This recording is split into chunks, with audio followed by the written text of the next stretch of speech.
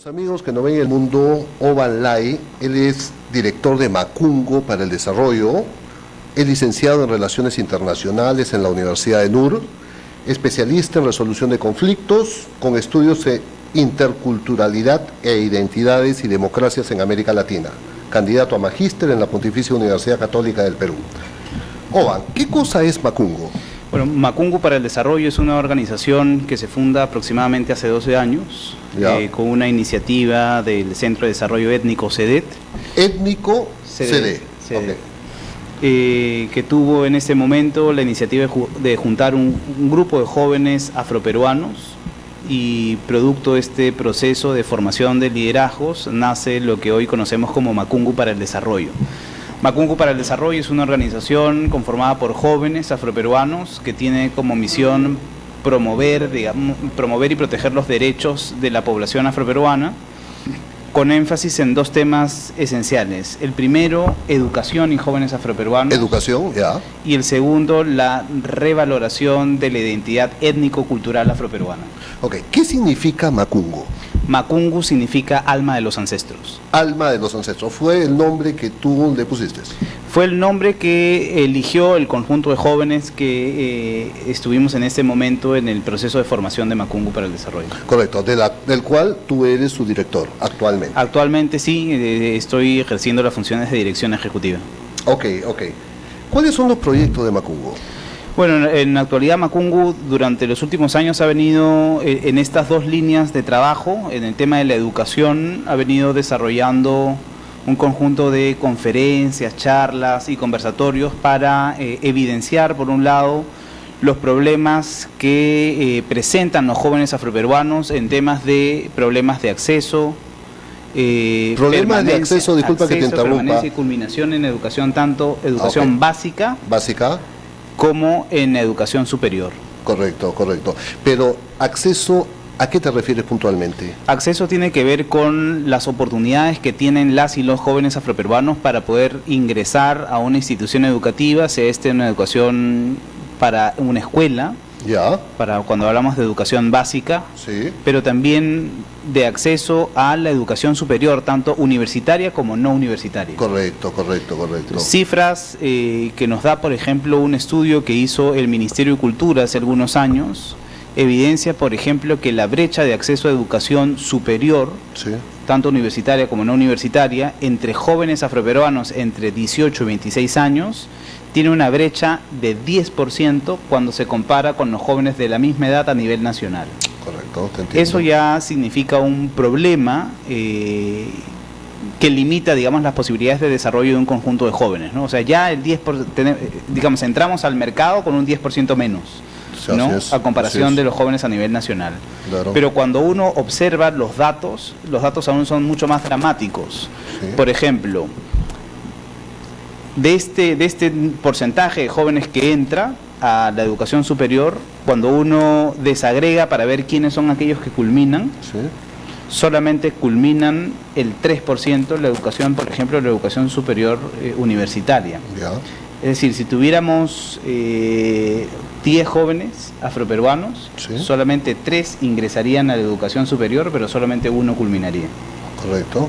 Esto se convierte, por supuesto, en un problema fundamental. Así es. Para no solamente el desarrollo de la comunidad afroperuana, sino también un problema para el país, ¿no? Porque claro, lo que estamos haciendo es que a un sector de la población no les estamos entregando las oportunidades que tienen todos para el acceso, pero también para la culminación con éxito de sus estudios, ¿no? Así es. Y con ello ingresa todo un problema de un círculo de pobreza, por supuesto, claro, y de desigualdad, ¿no? Porque las personas que no sabemos que la educación, por ejemplo, es el motor para el desarrollo y para la movilidad completamente social. De acuerdo, así es. Entonces lo que tenemos es pocas personas que ingresan y terminan la educación superior, y con ello pocas personas obviamente que tienen la posibilidad de movilizar y migrar y tener trabajos con mayor nivel de ingresos o mayor remuneración.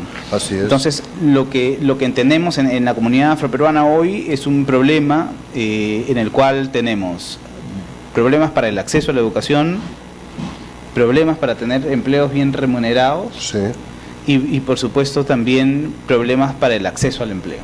Claro que ¿no? sí, claro que sí. Estas tres cosas están, digamos, interseccionadas por el problema de la discriminación étnico-racial que genera un impacto sobre los individuos. Claro, ¿no? sí, así es. Y que también generan problemas para la interacción del día a día, ¿no? Así Los es. estereotipos y un conjunto de temas. Los paradigmas Exacto. que están muy enraizados. Efectivamente, y estos tienen muchas veces su correlato en el problema para el ejercicio de un conjunto de derechos, ¿no? Por supuesto que sí, por supuesto que sí.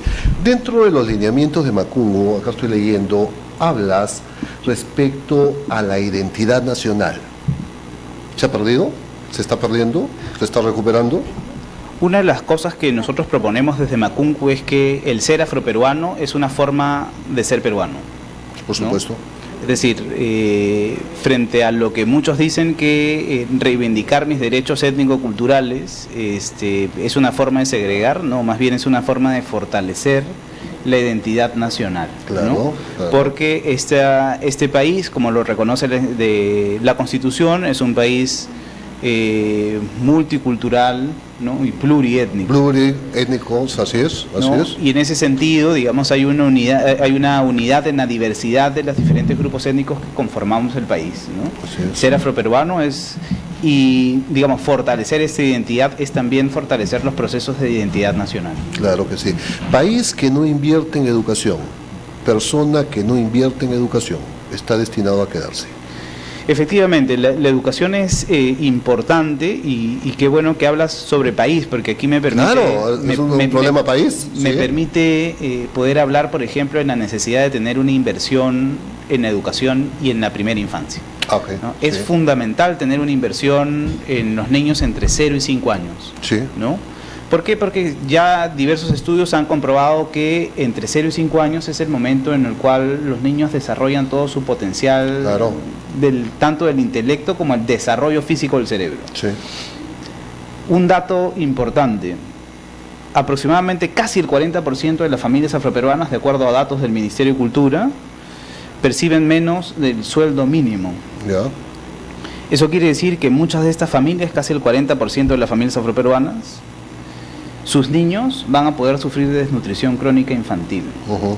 Cuando un niño sufre desnutrición crónica infantil, y en el Perú estamos alrededor del 20 y el 23% de niños que sufren de desnutrición Ya. crónica infantil, estamos condenando a esos niños Así es. a no tener un desarrollo pleno, Así es. ¿no? En su edad adulta, es decir, su vida productiva no será igual. Por supuesto. Y esta es la necesidad, y por eso hay una necesidad de la inversión, no solamente en educación, sino también una inversión que complemente varios aspectos de la vida del ser humano y especialmente en la primera infancia. Claro. Dentro de la política que estoy leyendo, hablas de el aporte de los afroperuanos en el área, en las letras, en la música, en los negocios. Y reconocer a los afroperuanos por su gran trayectoria y contribuyendo a la misma comunidad y construir la nación peruana.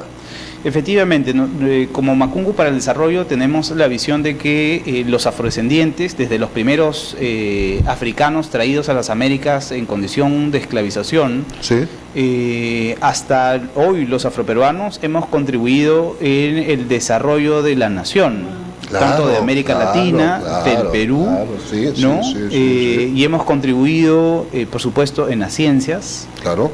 en la economía, en las letras, en las artes, en Por la supuesto. música, en los deportes, Sí, ¿no? sí, sí, Y sí, muchas sí. de estas contribuciones que han ayudado, digamos, a engrandecer lo que hoy conocemos como Perú, no son reconocidas por la sociedad mayor, Sí. ¿no? Entonces hay una necesidad de iniciar estos procesos de reconocimiento y de reconocer a las y los afroperuanos que destacan en diferentes áreas. Así es. Hace 10 años, este diciembre será el 10º año en el que Macungo para el Desarrollo tendrá la oportunidad de premiar a afroperuanos y afroperuanas destacadas Sí. por sus labores en las diferentes áreas del quehacer humano. 10 años consecutivos en que hemos desarrollado esto que nosotros denominamos como el Premio Identidad Afroperuana. Premio a la identidad afroperuana. Efectivamente. Ya. Y en ese momento premiamos a personas que han destacado en los negocios, en las artes, en las ciencias, en las letras. Lógico. Personas que han podido romper estas barreras invisibles que la discriminación étnico-racial coloca en la sociedad y que muchas veces no permite el desarrollo en libertad y en plenitud de todas las personas. Y hemos premiado a personajes como, por ejemplo, el ya extinto Rafael Santa Cruz, Victoria Santa Cruz. Hemos premiado también a jóvenes deportistas que han sobresalido en los últimos años, muchos de ellos en disciplinas que no son muy reconocidas, porque Claro. de hecho hay una idea en el que los afroperuanos deportistas solamente sobresalen en el vóley y en el fútbol, y eso no es así. No pueden jugar ajedrez. Tenemos atletas, eso parte de lo... es parte del imaginario y los estereotipos que se han generado sobre la población afrodescendiente, y que no es un tema que es exclusivo al Perú, sino más bien tiene que ver con una característica global. Así es. ¿no? Es decir, cuando los africanos fueron extraídos de forma forzada del continente africano y traídos hacia las Américas, eran considerados un elemento más para el proceso de producción. Nada más. ¿No? Eran aquellos que iban a los campos a trabajar y luego a las casas, a las haciendas, pero eran caracterizados esencialmente por su fortaleza física. Así es. ¿No? Y en consecuencia, muchas de las áreas del desarrollo que se consideran como típicas en población afrodescendiente tienen que ver justamente con las actividades vinculadas al cuerpo. Claro. Pero no actividades vinculadas al intelecto. Claro, a las artes. Exactamente, y nosotros hemos tenido y tenemos hoy personas, por ejemplo, que han contribuido por ejemplo, en las artes para hablar de la literatura afroperuana, y me gustaría, por ejemplo, que puedas invitar a Milagros Carazas. Encantado, que es alguien que estudia profundamente en los últimos años el aporte en la literatura de las y los afroperuanos. Claro, ¿no? sí. Con títulos de Galvez Ronceros, por ejemplo, y muchos otros que vienen contribuyendo en las letras, ¿no? Así es. Y algo que, por ejemplo, es muy curioso y que hoy en febrero próximamente habrá un conversatorio sobre el aporte, por ejemplo, de la familia Santa Cruz.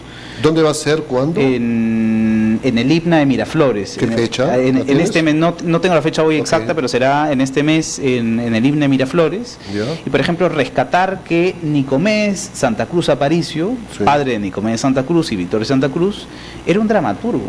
Pero por supuesto. Un gran dramaturgo que a los años 30 aproximadamente, varias de sus obras logran una crítica importante del decano de la prensa peruana como El Comercio, claro, por ejemplo, ¿no? Y digamos, estos comentarios y estos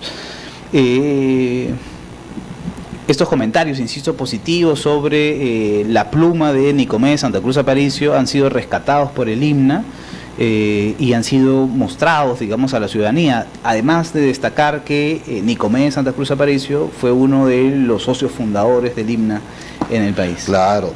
Mira, cuán importante es el liderazgo, lo que está haciendo Macungo, lo que están haciendo otras organizaciones. Por ejemplo, y acá un saludo muy especial a Jesús Moreno, a Víctor Cosú en los Estados Unidos. El sábado 17 de julio estamos presentando Fiesta Negra en el Carnegie Hall. Entonces me dice Jesús Moreno, es el primer evento afro presentado en el Carnegie Hall. Pero es que también hay algo que entender, Oban. A veces el temor no te deja avanzar. ¿Y qué pasa si no hay líderes? Tú eres uno de ellos, del hecho que estás dirigiendo Macungo, más otros, pero sí también tenemos que reconocer, es lo que en nuestro país a veces se quiere hacer reconocimientos póstumos cuando no tienen razón de ser. Por ejemplo, el gran Juan Cotito Medrano, que más tarde va a estar con nosotros, también es un difusor de la cultura. Lalo Izquierdo, Susana Vaca, que caminan por el mundo. Tú sabes que Susana Vaca, cuando fue ministra de Cultura, no le entendieron los políticos, porque decían de que se iba a figuretear y se iba a hacer sus presentaciones y no cumplir su misión como ministra de Cultura. Pero lo que no entendieron es la cuestión del marketing, que la ministra al viajar está representando, está vendiendo la imagen del Perú. Como muchos políticos no ven más allá, no entendieron lo que estaba haciendo. Y tenemos que reconocer todo ese trabajo, reconocer eso que está haciendo, ese trabajo que está haciendo Macungo para el desarrollo. Sí, por supuesto hay que reconocer, insisto, el trabajo y la labor que desarrollan un conjunto de hombres y mujeres afroperuanos. Sí. La labor de la ex ministra de Cultura, Susana Vaca, creo que es una embajadora. Es una embajadora del mundo Perú, afro, sí. Y por supuesto del mundo afroperuano también.